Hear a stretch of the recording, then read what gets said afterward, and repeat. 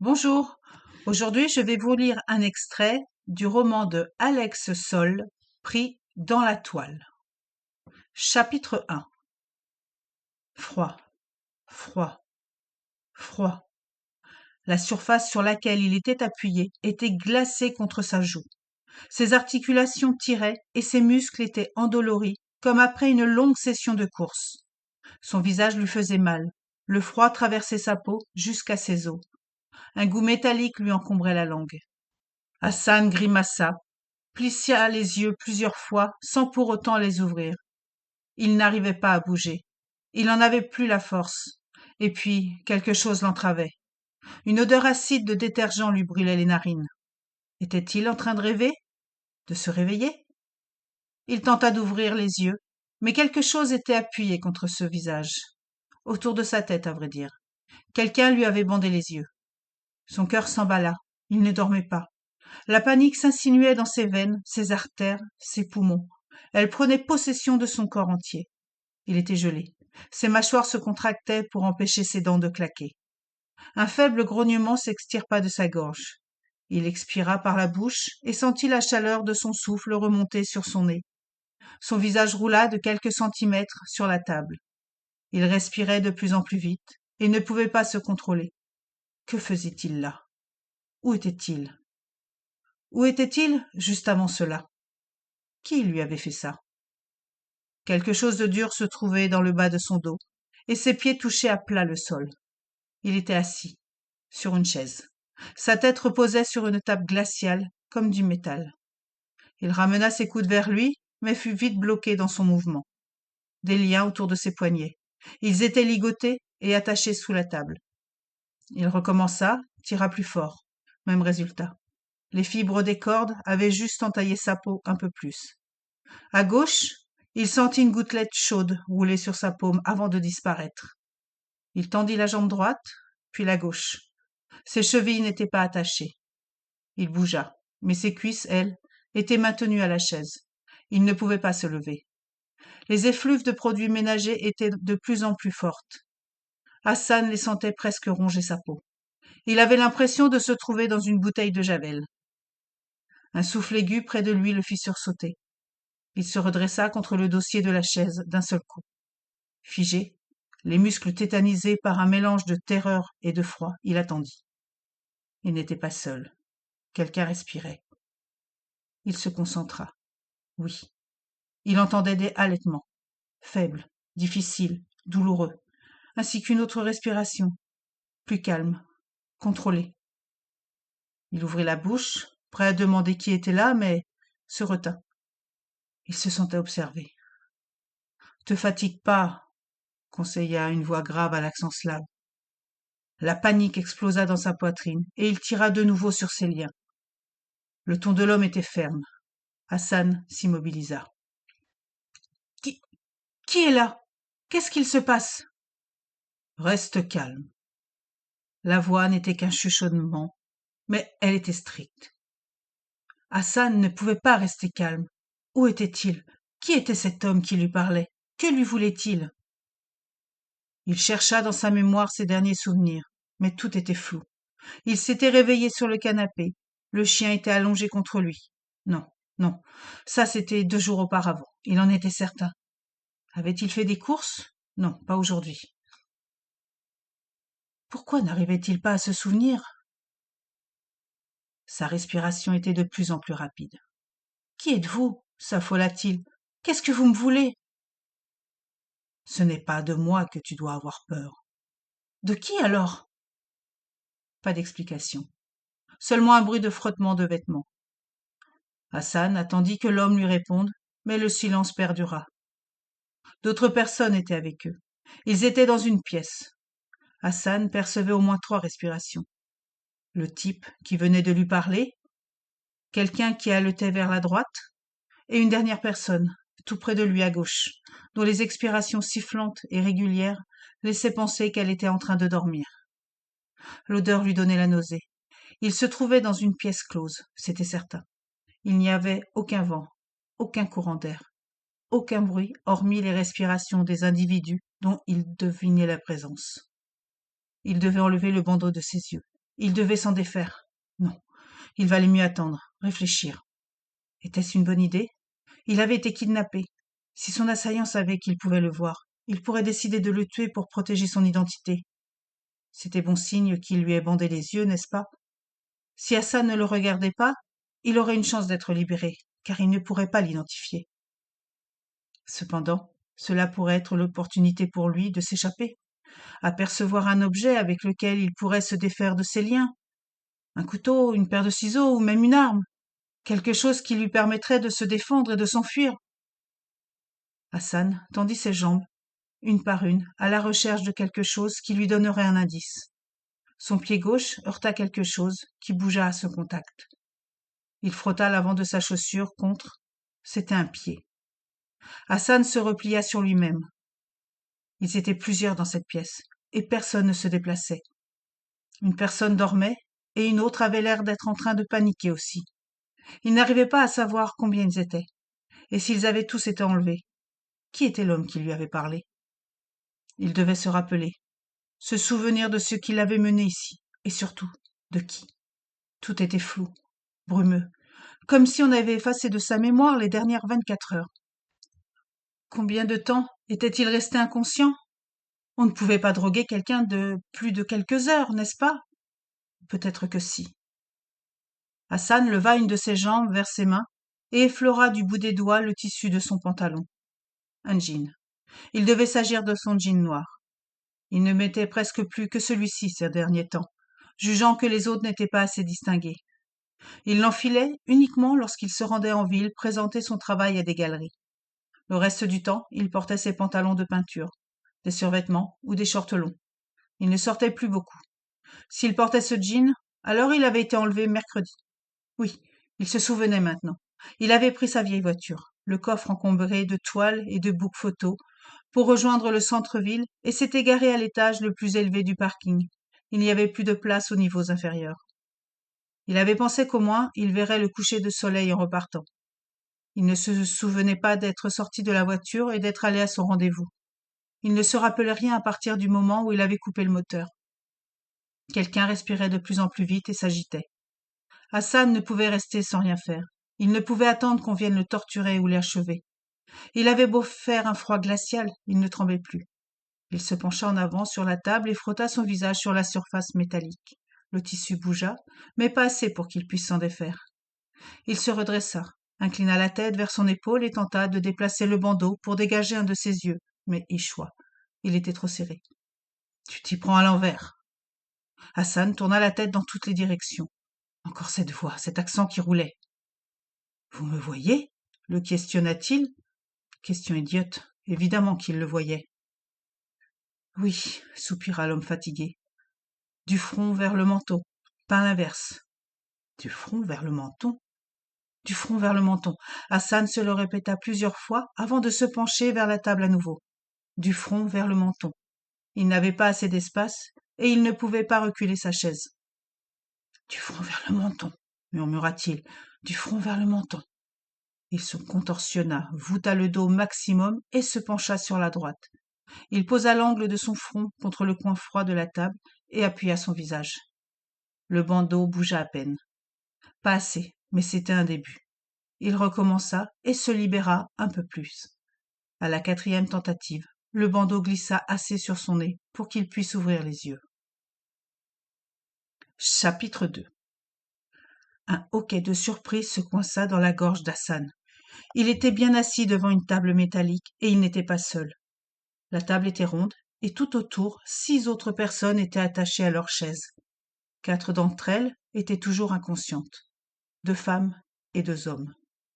Une des femmes n'avait pas les yeux bandés.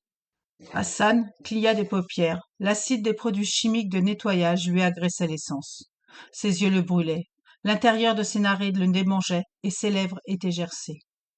Il faisait sombre, mais la lumière verte de l'éclairage de secours, qui filait le long de tous les murs au niveau du plafond, permettait de discerner les personnes présentes ainsi que les contours de la pièce. Longue d'environ 10 mètres, elle ne devait pas mesurer 6 mètres de large. La table et les chaises qui l'entouraient en étaient les uniques meubles. Les murs étaient d'une couleur gris foncé qui rappelait une ambiance carcérale. Une seule et unique fissure traversait l'un des murs en largeur. Partant du sol, elle remontait vers le plafond en s'étirant telles les branches d'un arbre. Un homme fébrile et agité se tenait en face d'Hassan. Son bandeau pendait à son cou. Il regardait partout autour de lui, et un tic musculaire faisait tressauter sa paupière gauche. En voyant une autre personne se réveiller, sa nervosité redoubla. Ses bras étaient ligotés derrière le dossier de sa chaise, au-dessus des coudes, et ses poignets étaient liés entre eux. Son dos, sa nuque, ainsi que ses bras étaient encore douloureux d'être restés aussi longtemps statiques. Il était le seul attaché de la sorte. Tous les autres avaient leurs mains sous la table. « Et toi » lança-t-il à celui qui venait de se réveiller. « Qui es-tu? Tu sais pourquoi on est là ?» Son corps était tourné vers Hassan, tandis que son regard balayait la pièce de manière frénétique à la recherche d'une issue. Hassan ouvrit la bouche pour parler, mais ne réussit pas à prononcer un mot. Qui était ce type, et pourquoi était-il là, avec lui? Il pivota doucement vers l'autre homme qui était réveillé. Ils étaient séparés par deux personnes inconscientes. Sa silhouette lui paraissait familière dans la pénombre. Grande, carrée, une allure militaire. « Que se passe-t-il » osa-t-il demander au bout de quelques instants. L'homme le fixait sans réagir. « On se connaît » tenta Hassan. L'homme ne répondit pas et jaugea chaque personne dans la pièce. Puis il se contorsionna et regarda derrière lui. Enfin, il se redressa au maximum sur sa chaise pour voir ce qui se trouvait de l'autre côté de la table. Lorsque ses yeux se posèrent sur un léger renfoncement dans le mur, il grogna tout bas et secoua la tête. Les yeux d'Hassan suivirent son regard, mais il ne voyait presque rien. Il y avait quelque chose dans le mur, mais il n'arrivait pas à identifier de quoi il s'agissait. Un gémissement s'éleva de l'autre côté de la table. La femme, qui n'avait pas les yeux bandés, était en train de revenir à elle. Pourquoi cette différence? Son visage, déjà marqué par les années et légèrement maquillé, portait la trace de la table sur la joue.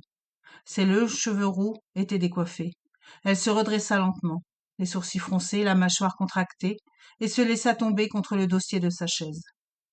Son regard balaya la pièce et se posa sur les trois hommes réveillés. Elle fixa plusieurs secondes l'homme à la carrure militaire et détourna les yeux.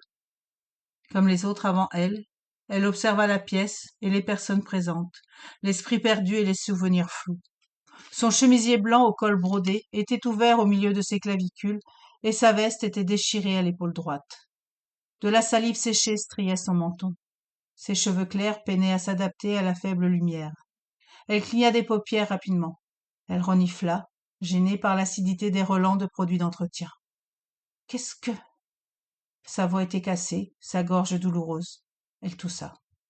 Elle analysa ses mains attachées sous la table, ses jambes ligotées, et tenta à plusieurs reprises de se lever. En vain.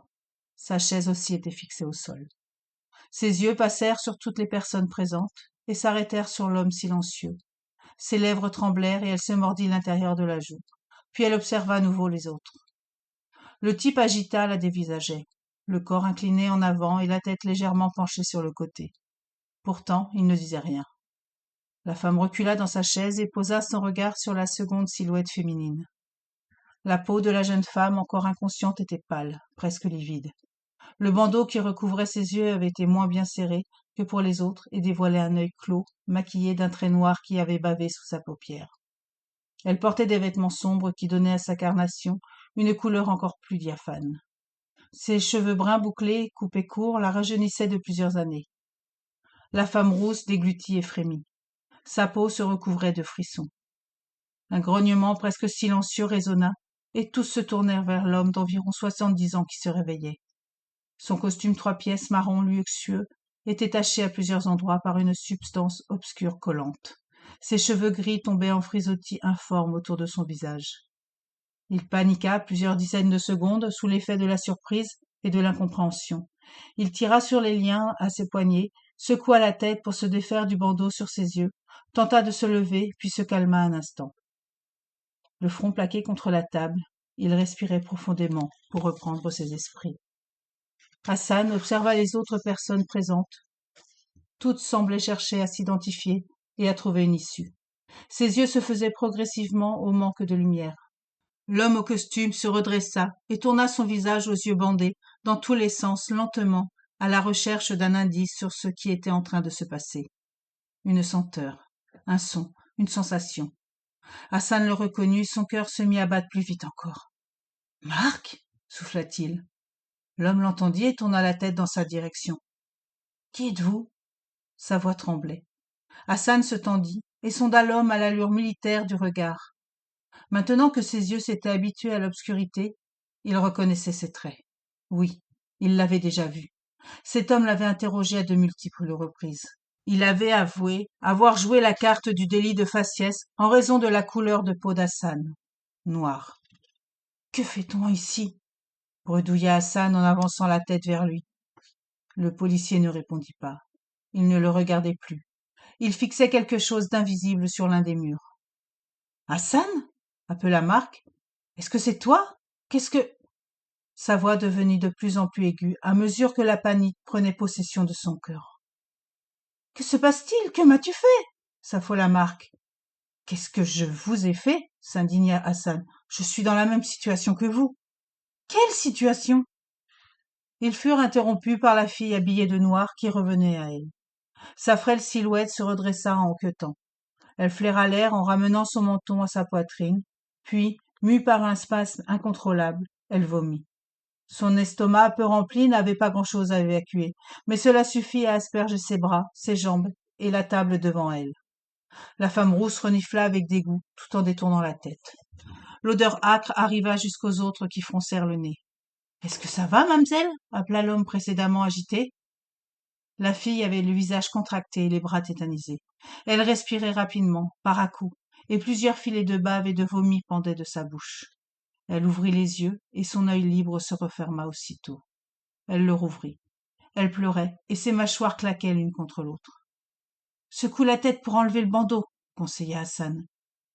Le souffle tremblant, la jeune femme écouta et agita la tête. D'abord doucement, mais rien ne se produisit. Elle commença à plusieurs reprises jusqu'à ce que le morceau de tissu tombe contre ses clavicules. Alors qu'elle hyperventilait, elle se redressa et, le visage contracté par les sanglots de peur, observa autour d'elle. Ses yeux injectés de sang se posèrent sur ses bras et ses jambes entravées et recouverts de vomissures, puis longèrent la table pour scruter ceux qui, comme elle, étaient attachés. Son attention s'attarda sur le dernier homme, encore inconscient, et se grandit pour mieux l'observer. Puis elle fit face au policier. « Qu'est-ce que vous avez fait » sanglota-t-elle. L'homme plissa les yeux et détailla la jeune femme. Une épingle à perles bleues sur sa veste en jean attira son regard. Son front se détendit. Il secoua la tête. Rien. « Vous aviez promis que vous ne parleriez jamais de moi. »« Et j'ai tenu ma promesse, Charlotte. Je n'en sais pas plus que toi. »« Ne dites pas mon nom !» Hassan se tourna vers la jeune femme et s'apprêtait à parler quand Marc, dont les yeux étaient toujours bandés, s'impatienta. « Est-ce que quelqu'un peut m'expliquer ce qu'il se passe? Vous me débarrassez de cette chose ?» L'homme châtain guida Marc comme le flic avait orienté Hassan un peu plus tôt, et il se libéra de son entrave. Ses yeux verts se posèrent sur Hassan. L'homme, encore inconscient, se trouvait entre eux. « Vous voyez, je n'ai rien fait, je suis dans le même état que vous, » indiqua Hassan. Marc hocha la tête, puis observa les autres. « Officier Aslakzanov » questionna-t-il la voix tremblante en scrutant l'homme à l'accent slave. Ne recevant aucune réponse, il continua d'examiner la pièce. Un objet attira son attention au sol le long du mur. Sa lèvre supérieure se contracta alors qu'il fronçait les sourcils. « Qu'est-ce que c'est » s'inquiéta la femme rousse. Marc lui jeta un coup d'œil avant de fixer son regard de nouveau sur l'objet. Les rides entre ses sourcils se creusaient encore plus. Un seau. Un seau ? Un seau de quoi ? Il soupira. Un seau vide. Perdue, elle secoua la tête. Pourquoi faire ? Marc observa le plafond. Très probablement pour faire tout ce qu'un être humain est censé faire au bout d'un moment. Ne vous faites pas un torticolis, professeur, conseilla Aslakzanov. J'ai déjà inspecté la pièce à la recherche d'une porte ou d'une issue. Marc le regardait avec un mélange d'espoir et de confusion. Il n'y en a pas, continua le policier avant de fixer à nouveau la fissure dans le mur. Hassan enfonça sa tête dans ses épaules. Il avait de nouveau froid.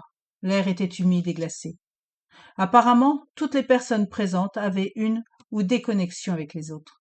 La femme rousse fixait Aslak Zanov intensément, comme si elle attendait de lui qu'il trouve la solution miracle pour les sortir d'ici. La brune, qui était toujours en train de paniquer, le tenait pour responsable. Marc et lui avaient un passé bien particulier avec lui, mais aussi entre eux. Quant à l'homme châtain, qui s'était à présent calmé et jetait des coups d'œil inquiets à la jeune femme qui semblait s'appeler Charlotte, il avait eu l'air de reconnaître la femme rousse. « Qui nous a fait ça ?» demanda Hassan. « Qu'est-ce qu'on fait là ?» Tous les regards se tournèrent vers lui, et il mit plusieurs secondes avant de continuer. « Qu'est-ce qu'on nous veut ?» Pour répondre à ces questions, Hassan, nous devons répondre à une autre avant, soupira Marc. Laquelle? Marc expira bruyamment. Son haleine aigre, signe de remontée acide, fréquente et d'abus de whisky, arriva jusqu'à Aslak Zanov, qui fronça le nez. Pourquoi? Déclara Marc. Pourquoi? Répéta l'homme châtain. Marc acquiesça. Oui. Pourquoi sommes-nous là? Il se tourna vers la femme rousse. Vous êtes Vivienne Marchal? Ce n'était pas une question, mais bien une affirmation. Hassan se rappela que Marc avait toujours été un homme de connexion. Travaillant à l'université de droit et d'économie, ainsi qu'à l'école de sciences politiques, il avait toujours eu un réseau très étendu. Vivienne hocha la tête. « Je savais que je vous avais reconnu, » clama l'homme châtain. « Madame le juge. »« Je vous ai reconnu aussi, monsieur Lebas, » assura Vivienne. « Je n'ai plus votre prénom en mémoire. Je croise des centaines de jurés par an, mais je ne vous ai pas oublié. » Puis, plus bas, si bas que seul l'officier Aslak Zanov à sa droite l'entendit, elle ajouta. « Quand bien même aurais-je préféré ne jamais vous revoir. » Marc et Hassan eurent un sursaut au même moment. Juré dans l'affaire tenta de demander Hassan avant que sa voix ne se casse sur le prénom qui lui meurtrissait le cœur depuis 4 ans. Non, répondit Vivienne en secouant la tête, dans le procès précédent. Ses yeux ne quittaient pas le bas. Elle n'aimait pas cet homme. Précédent? Répéta Aslak Zanov en se tournant vers le bas. Vous êtes le juré qui a poussé les autres à le déclarer innocent? Le bas secoua la tête tout en reculant au maximum sur sa chaise. Je ne suis pas le seul à avoir voté non coupable. Non, mais vous avez menacé les autres, en particulier les femmes. Vous racontez n'importe quoi, s'emporta l'ex-juré. Je n'ai jamais rien fait de tel. C'était des rumeurs, rien de plus. Stop! Lança Vivienne. Arrêtez! Je ne veux plus revivre ça. Revivre quoi? Chuchota Charlotte. Vivienne lui jeta un regard agacé. Ce n'est pas le moment, dit-elle avec plus de douceur. Ça n'a rien à voir, c'est... Elle s'interrompit et examina une nouvelle fois toutes les personnes présentes. Ça ne peut avoir un lien, se murmura-t-elle. Ce serait... Ce n'est pas possible. Je ne comprends pas pourquoi. Le silence s'imposa dans la pièce. Tous attendaient que Vivienne parle. Elle avait saisi quelque chose. Elle se redressa et observa l'homme toujours inconscient de l'autre côté de la table. De fines mèches grises traversaient ses cheveux ébènes et raides. Sa peau olive était pâle, et seule sa respiration très faible indiquait qu'il était encore en vie. Son costume, noir anthracite, était déchiré aux épaules ainsi qu'aux coudes. « Se pourrait-il que... »« David ?» murmura-t-elle. Puis vers Charlotte. « Qui êtes-vous » Charlotte secoua la tête mais resta muette. « Quel lien avez-vous avec Sébastien Vanier ?» insista Vivienne. Là, tout à coup, comme si les mots de la juge avaient appuyé sur un interrupteur, une lumière blanche éblouissante les éclaira. Voilà pour cet extrait de Pris dans la toile d'Alex Soll. J'espère que cela vous a plu et vous a donné envie de découvrir cette histoire. Je vous souhaite une belle journée et je vous dis à très bientôt. Au revoir.